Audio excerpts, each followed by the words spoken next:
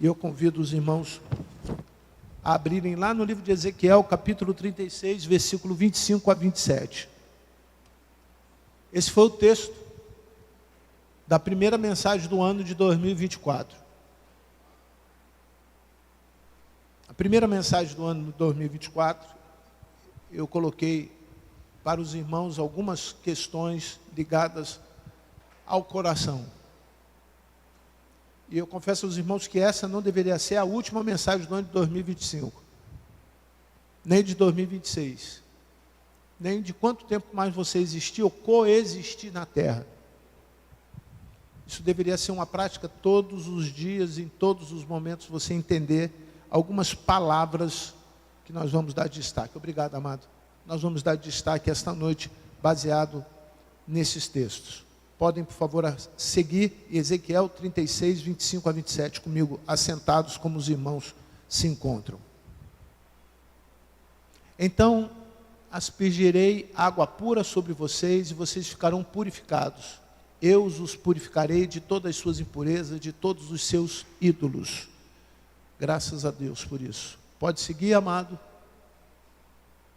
E lhes darei um coração novo, e porei dentro de vocês um espírito novo. Tirarei de vocês o coração de pedra, e lhes darei um coração de carne. Porei dentro de vocês o meu espírito, e farei com que andem nos meus estatutos, guardem e observem os meus juízos. Feche os seus olhos, vamos pedir ao Senhor para que nos fale ao coração. Pai querido, abençoa-nos e nos coloque no coração aquilo que precisamos para prosseguir a nossa caminhada contigo. Te agradeço pelo que já senti neste lugar, pelo que já ouvi através dos cânticos neste lugar, pela reação do meu coração ao entender a tua voz. Mas agora lhe peço que através dos ensinamentos desse texto, o Senhor faça a tua vontade na vida dos que aqui estão. Em nome de Jesus. Amém. Algumas vezes nós ficamos imaginando se vale ou não a pena o que nós estamos fazendo. Eu inicio assim porque eu já tenho um projeto para 2026. E quando eu penso num projeto para 2026, eu fico pensando no que eu fiz em 2023. Para que o projeto de 2024 desse certo e para que o projeto de 2025 tivesse a sua continuidade. Essa palavra é importante, continuidade. A vida cristã, ela é um ato de continuidade, de acertos, de erros, de altos e baixos, de coisas boas, de coisas ruins, até alcançarmos ou até chegarmos no ano que nós desejamos e aquilo que nós desejamos. Nesse caminho, já se passaram praticamente 4 anos, 2023, 2024, 2025, e aí chegaremos ao ano de 2026. O que eu espero para 2026? Mas, pastor, nós estamos findando o ano de 2024 e muito provavelmente começaremos o ano de 2025 e você já está esperando alguma coisa em 2026? Esse é o meu planejamento. Esse é o meu plano. Nós entendemos que os planos de Deus são feitos diferentes. Eu não tenho a menor dúvida de que você sabe disso. Que os planos que nós fazemos são enganosos. Você também tem consciência disso. Que nós falamos e não conseguimos cumprir com o que falamos. E de uma forma muito clássica, eu vejo que muita gente, como eu já tentei fazer isso uma certa ocasião, a partir do dia tal de janeiro eu vou para a academia, vou malhar, e a gente acaba não conseguindo, por qualquer que seja a razão. Fecha a porta, Célio, fecha a porta. Qualquer que seja a razão, a gente não consegue fazer o que a gente quer.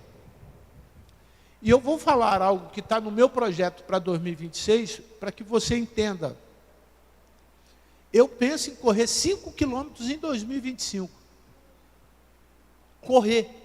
Para que em 2026, no período da São Silvestre, eu tenha capacidade de correr a São Silvestre, lá em São Paulo. Eu já sei onde é o hotel. O ano que vem eu vou fazer uma caminhada na Brigadeiro para entender como que a Brigadeiro sobe, como que desce. Eu já tenho um fisiologista em mente, um nutricionista em mente.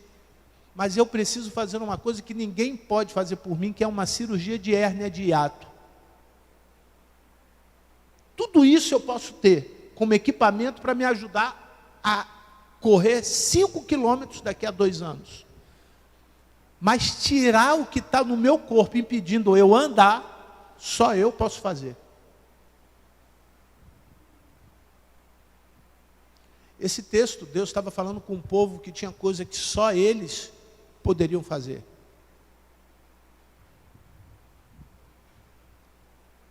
O povo de Israel sabia exatamente onde Deus queria que eles chegassem. O quanto eles deveriam caminhar para chegar. Alguns viram uma geração inteira passando, pessoas ficando pelo caminho, outros desistindo, tentando até buscar alianças com outros povos e começando novas vidas. Mas o que Deus queria para aquele povo era muito maior do que o povo estava esperando. E quero lembrar vocês que o que Deus tem para você é muito maior do que você está esperando. Quero lembrar para você que o que você já esperou do Senhor até hoje não chega exatamente a nenhum ponto, a nada, não há nenhum tipo de equivalência nesse evangélico tão grande que é o Evangelho de Jesus. Nós tivemos 2 acidentes no mundo que eu quero dar aqui como destaque.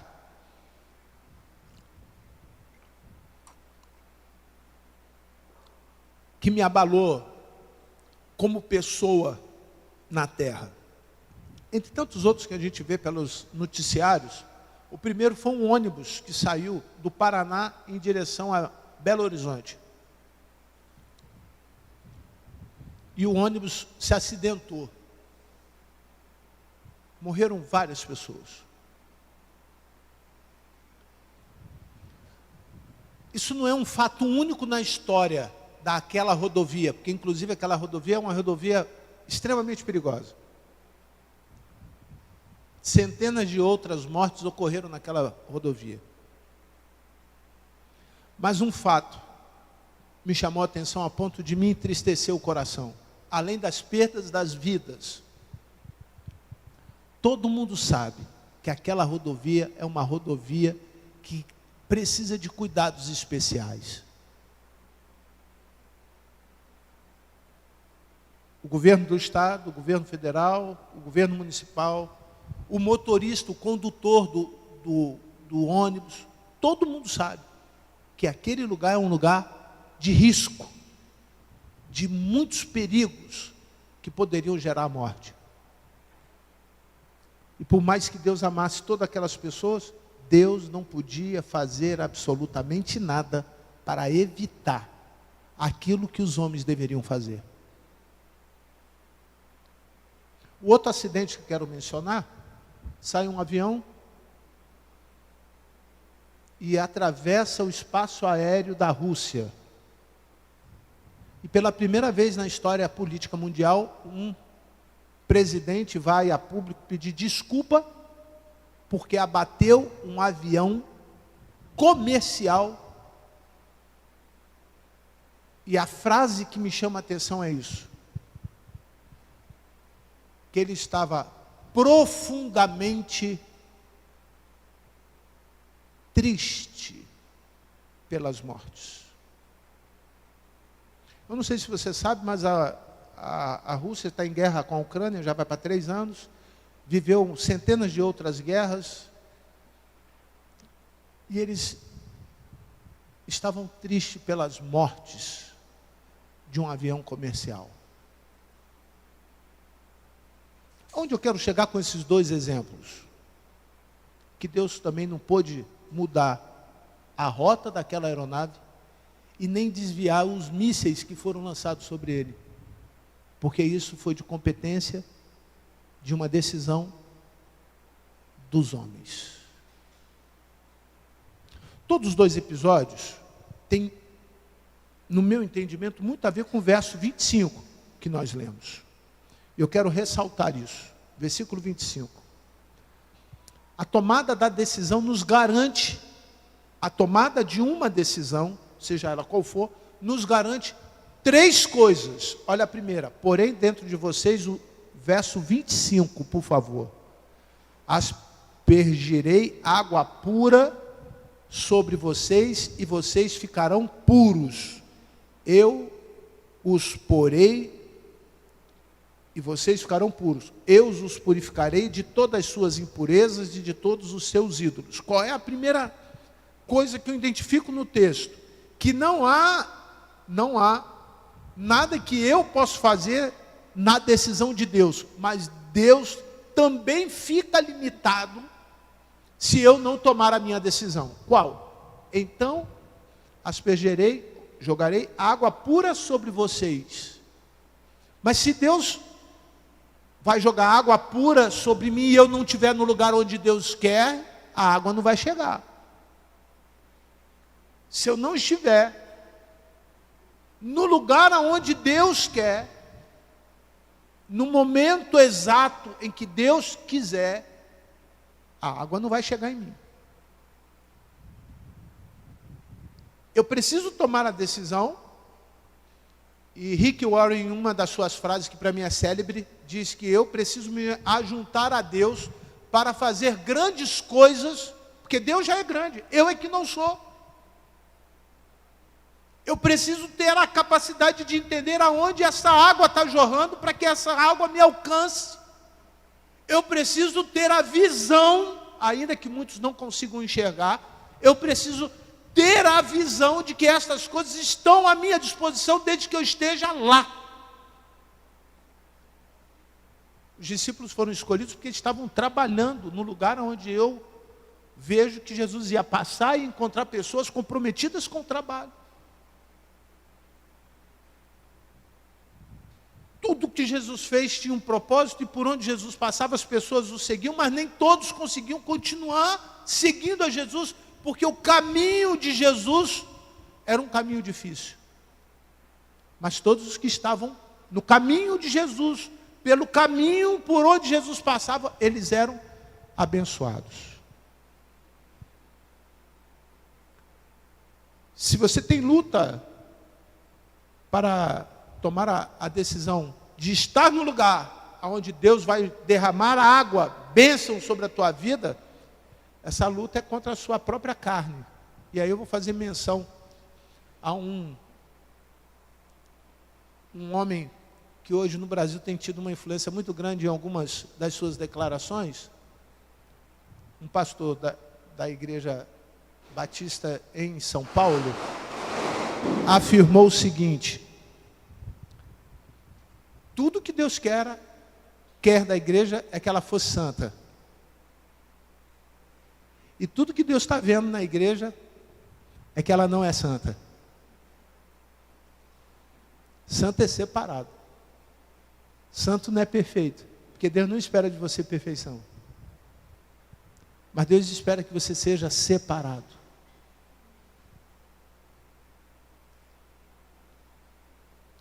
Você é separado para receber de Deus água pura na tua vida. A segunda coisa que eu destaco nesse versículo: e ficarão, qual o resultado? E ficarão? Leia. Purificado. Alguém me disse que assim que chegou a água da Sedai, depois desse tempo todo de seca, era tão barrenta que não dava para beber. E conversando com uma pessoa lá no município de Caxias, eu fiz essa referência. Lá na cidade está faltando água, e agora quando volta a água, ela está muito barrenta. E a pessoa disse para mim assim: quando eu era pequena, meu pai me fez beber água que jorrava do ralo na rua. Então essa água que você está dizendo que não dá para beber, dá para beber sim. Eu não sei se você consegue ver a situação em que muita gente se encontra. As pessoas estão cansadas, elas estão esgotadas, elas estão emocionalmente doentes, mas ainda tem água para você beber. E no momento em que você consegue beber um pouquinho dessa água, aquilo que está te esgotando, aquilo que está te enfatigando, aquilo que está tirando de você o seu desejo de querer mais água, aleluia, Deus promove jorrar rios de água viva de você. Estava bom, varão? Estava bom. Aí mexe, fica ruim. Essa concepção de tudo que a gente tem em relação à construção da vida cristã passa pela santidade. Melhorou. Passa pela santidade. E a santidade não é uma relação entre eu e a igreja, entre eu e o pastor, entre eu e alguém. É entre você e Deus. Porque a água que você está esperando receber vem de quem? De Deus. Não é da SEDAI. Não é da SEDAI. Você já teve a oportunidade de ir no Guandu? Sabe como que é o Guandu? São vários tanques com água que fede, água verde, cheia de coisas que são conhecidas como coliformes fecais. Aquilo vai passando por um processo de purificação. São vários tanques até ele chegar na tua casa.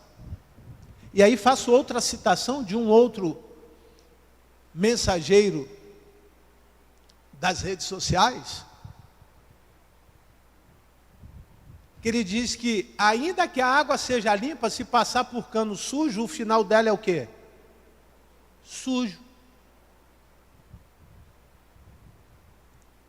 Você precisa ter ouvidos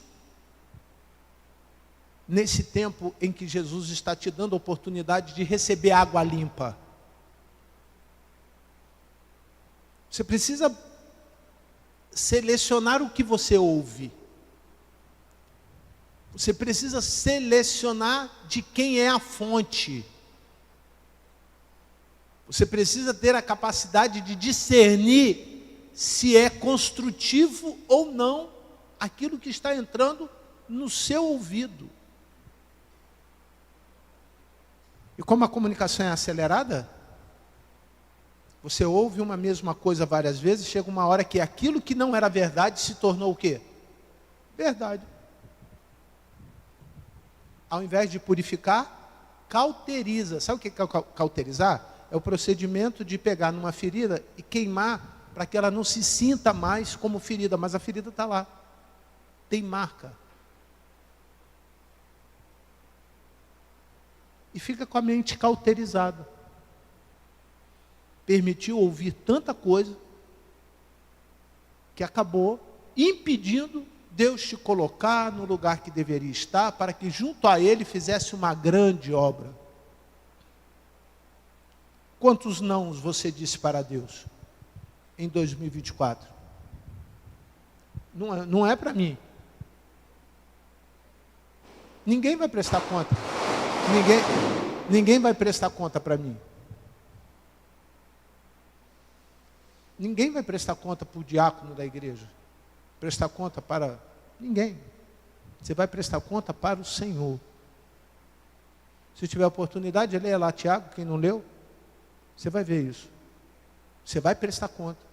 Você vai dar conta.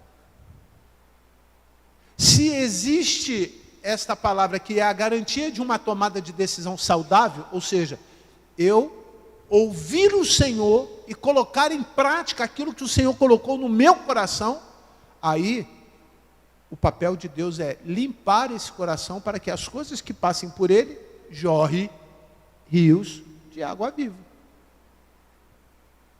Senão a água vem, passa, o cano é sujo, qual é o resultado? Ruim.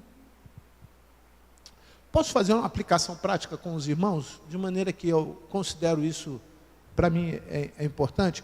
Avalie se o ano que você tem, que vai acabar, foi bom. Faz essa avaliação. Foi bom com seus filhos? Foi bom na tua casa? Foi bom na tua vida profissional?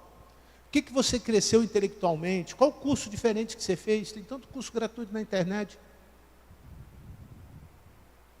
Mar Brasil, 200 cursos gratuitos, universidade gratuita, você poderia estar estudando. Conheci uma pessoa, e Deus, ele tem câncer de próstata.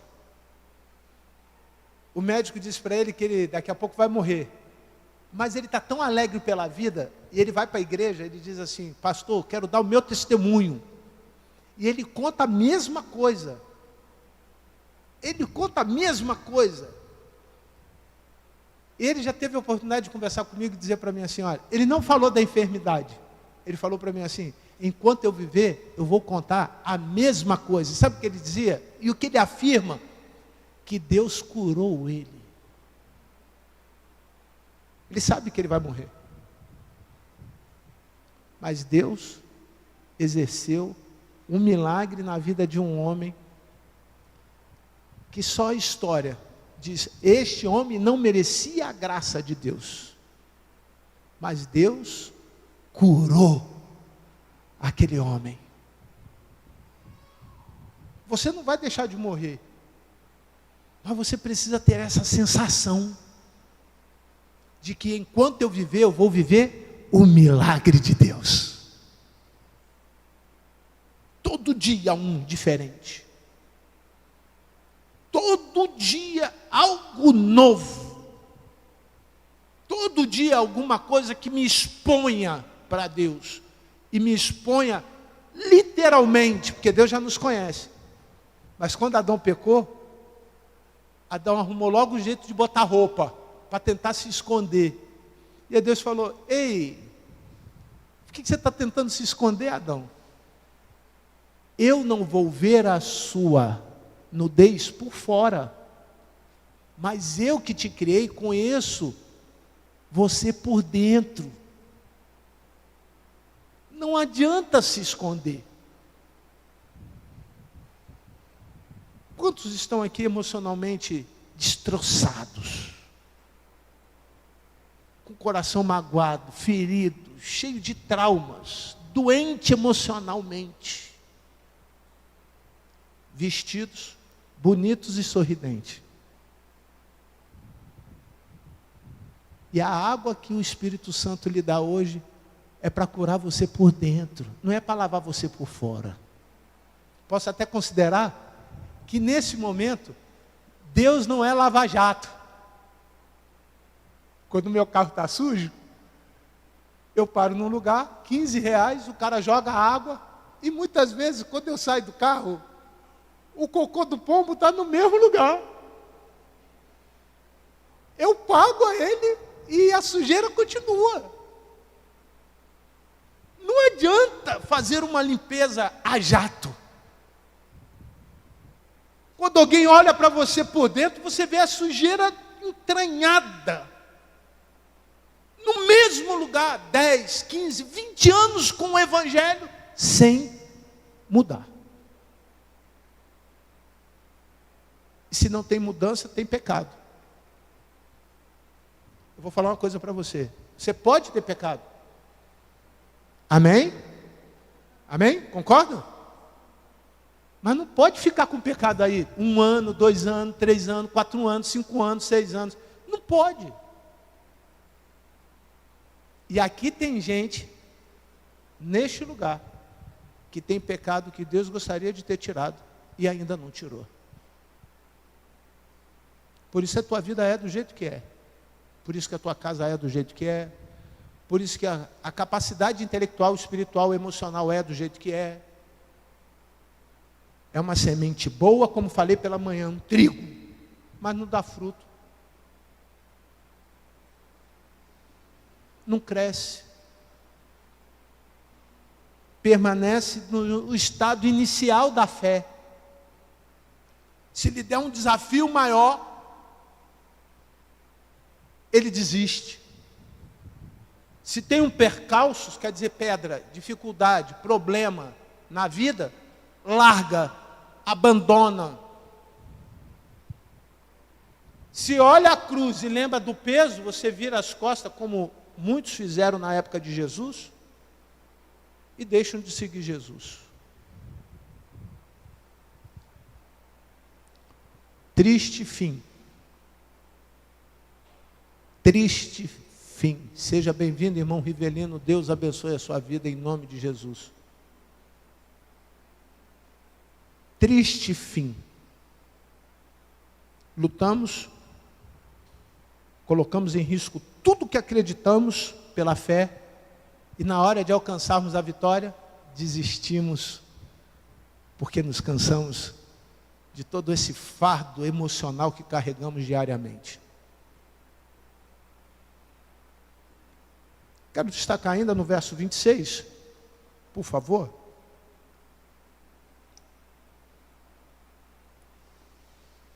Por favor, Ezequiel 36, 26.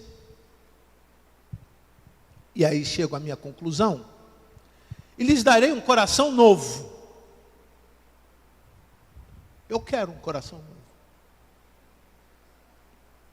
Por que eu quero um coração novo? Porque num tempo em que eu estou vivendo, esse coração precisa ser restaurado. Acredito que vocês lembrem do Pedro, pai do Pedrinho, pai do Gabriel, esposo da irmã Júlia. E a profissão dele era restaurador de tapetes. Não é assim, Pedro? Pegava um tapete, como eu já vi, sujo, cheio de buraco. Às vezes, para mim, não tinha valor nenhum. Eu jogaria aquele negócio fora, fedendo. E ele colocava ali na quadra, vinha com o esguicho, aquela maquininha de lava-jato, lavava primeiro, tirava aquela água preta. Tirava toda a sujeira. Virava do outro lado, passava a escova, passava o rodo e ia tirando a água suja. Depois dele entender que o tapete está lavado, ele pegava fio por fio e procurava fios que ele pudesse colocar no lugar para tampar os buracos ou refazer aquilo. Irmãos, eu vi ele fazendo um persa, um tapete pequenininho, persa. Não sei de quem era. O fio que ele pegava e amarrava um de um lado, o outro pedaço do outro, para poder dar sequência para tampar o buraco, era pouco maior do que um fio de cabelo. Alguma coisa assim, fora do normal. E aí eu observei 3 coisas em quem estava restaurando. Primeiro, sabia fazer. Porque eu não saberia fazer. Amarrar um pedaço de pano, costurar, para mim estava resolvido. Segundo, habilidade com as mãos. Não adianta saber fazer, né? Pega o CorelDRAW, quem mexe com CorelDRAW, outros programas de designer gráfico, por exemplo, você sabe que você pega uma imagem que está com um buraco, você tampa em 10 segundos. Copia, cola, acabou. Ali não. Habilidade de fazer aquilo ali. E terceiro, paciência. Deus age do mesmo jeito com você. Ele lava primeiro, tira a água suja. Está lá no versículo 25. Aí ele começa a ver os buracos. Como ele criou, ele sabe onde tem a matéria-prima para você. Eu daria um glória a Deus se fosse você agora. Na boa. Como ele te criou, ele sabe onde tem a matéria-prima. Compreendeu, não? O trauma do abuso do teu pai, ele te estrupou, ele sabe a matéria-prima. O seu abandono, sua vida de alcoólatra, a sua vida de prostituição, ele sabe a matéria-prima. Deus sabe a matéria-prima, porque Ele te fez. E aí Ele faz o quê? Com muita paciência, Ele vai reconstruindo a tua vida. Não tem Deus maior do que esse Deus. O salmo que nós lemos aqui, eu elevo os meus olhos para os montes, de onde me vem o socorro, me faz entender que esse Deus está 24 horas olhando assim. Volta para lá não, porque vai abrir um buraco que você não vai suportar. Ei, faz isso não, porque esse caminho, o final dele não é bom para você. Mas Deus está propondo para mim e para você tempos novos, com garantia de que Ele vai nos reconstruir. Reconstruir. Essa palavra no Velho Testamento, ela foi feita ou declarada de alguma maneira várias vezes. Várias vezes. Só para que vocês possam entender, no livro de Gênesis e no livro de Êxodo, Deus tinha uma missão. Depois de Moisés, Deus teve outra missão. Qual era a missão do Gênesis? Criar e multiplicar. E qual era a missão no tempo de Moisés? Salvar, porque o que foi criado à imagem e semelhança de Deus se corrompeu.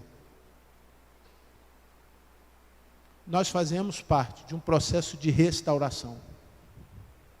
Que o restaurador tem a matéria-prima, tem habilidade para mexer em você, tem a capacidade de entender aonde tem que dar o nó e aonde não pode dar nó.